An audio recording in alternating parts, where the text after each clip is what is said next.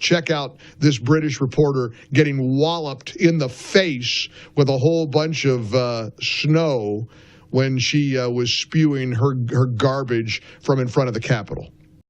All right, you ready? Yep, when you're ready. Okay.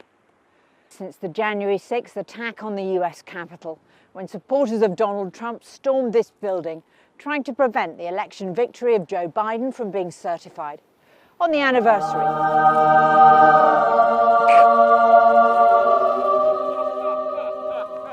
Oh my God. Oh God, Sam. Oh. Yeah, hey, Sam's not going to help you, lady. You don't tick around. You don't mess around with God. You don't tick off the Lord. He'll hit you with it. Even God thinks the January 6th people are political prisoners.